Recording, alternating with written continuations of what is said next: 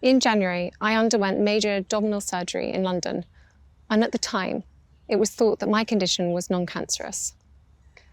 The surgery was successful. However, tests after the operation found cancer had been present. She mentioned in her video that at first they didn't think it was cancer or they weren't sure, but it was only after the surgery and some time afterwards that it became obvious that it was actually cancer she was dealing with. I think when I heard that, it was the common story that patients end up coming to my clinic. They're having a symptom, they seek medical attention, and many tests are needed to know what are the next steps, whether that be a scan, blood test. Even right after surgeries, when we can confirm that cancer is present, it may take even further time to better characterize the cancer, send very complex molecular testing and other stains to eventually come up with the right treatment course. My medical team therefore advised that I should undergo a course of preventative chemotherapy, and I'm now in the early stages of that treatment. When I think of the word preventative chemotherapy, I tend to think of chemotherapy being administered to a patient after a surgery and with the hopes of preventing or decreasing the risk of the cancer showing up again in the future.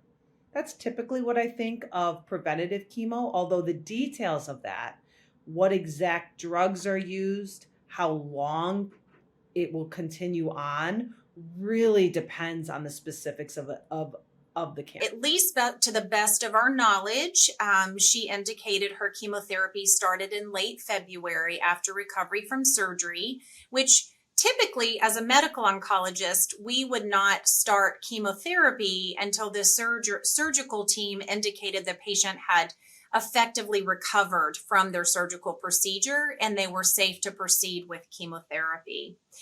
The duration of chemotherapy is very variable based on the stage of the tumor, the type of the tumor, but in most cases would be months as opposed to days or weeks. So we work really hard to ensure that patients' symptoms during chemotherapy are as minimal as possible. We want our patients to be thriving during their treatments. There are many supportive measures to help the side effects of chemotherapy, such as nausea. We watch the blood cells very carefully to ensure individuals are safe from infections. We try to match the dosing of the treatment to ensure their fatigue is not too dramatic. You know, the goal is to really ensure that patients are feeling as well as they can to be able to complete their chemotherapy such that they can have the best oncologic outcome. What we're finding, and there was a large study published last year that is showing us that the incidence of cancer in those under the age of 50 is increasing. We don't know exactly why. There's a lot of people trying to study this and figure out why there is an especially rapid increase in those with gastrointestinal cancers. When someone younger is diagnosed with the cancer, it doesn't necessarily mean that their prognosis or their outcome is any better or worse than those that are diagnosed at an older age. What it does typically mean, though, is those that are younger tend to have less chronic medical conditions, and therefore the treatments that are recommended, like surgery or chemotherapy or any other types of new innovative therapies we have these days, are better tolerated, as opposed to those that are older and have a lot of other medical conditions that they're contending with. Oftentimes that's the case, where the aggressiveness of chemotherapy can be increased or optimized in someone that's younger and that's more likely to tolerate the side effects. In one way or the other, this journey will continue for the rest of her life. So I don't think there's any way to predict when she'll be back in the spotlight or when she'll be able to be attending to her previous duties.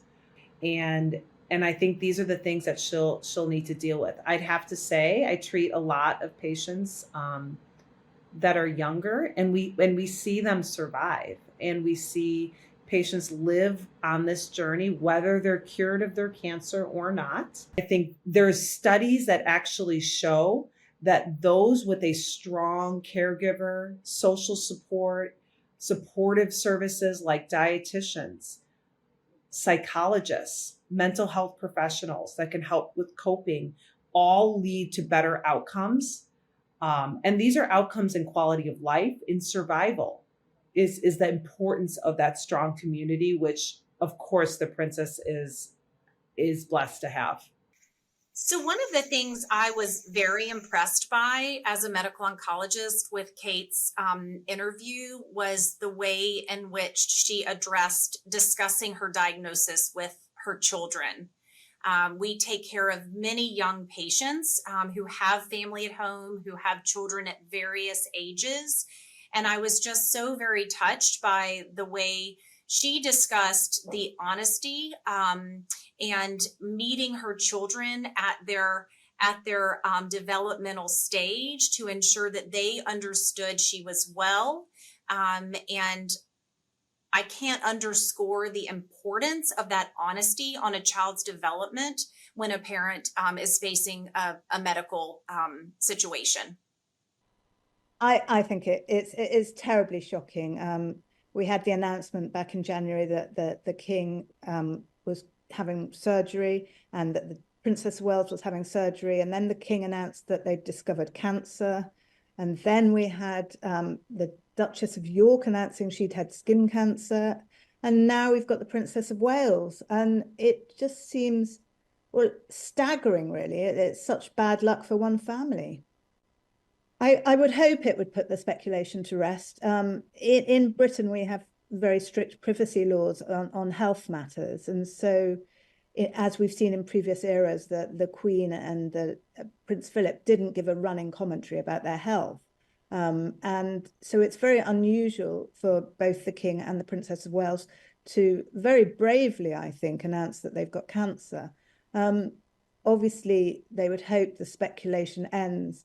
But in reality, it's social media and people are often incredibly vile and troll people left, right and centre. And I don't know what you can do about that. It's really the Wild West. They speculate and talk absolute nonsense. Well, I think you have to remember that they're all still grieving the death of the Queen and indeed the Duke of Edinburgh. And now this must be, well, beyond shocking. I mean, Prince William, his wife has cancer, his father has cancer, the Queen, her husband has cancer, the children. I mean, it must be, I know what it's like to watch someone battle cancer, and most of us do, I imagine, and it's terrible. It takes such a toll on you the whole time. So it's going to be on a personal level, it's going to be awful for the royals, and obviously on a practical level it makes things difficult. But Kate's been out of the public eye since January. Charles has been undertaking cancer treatment since then as well, and the Queen is doing a sterling job, and so is William.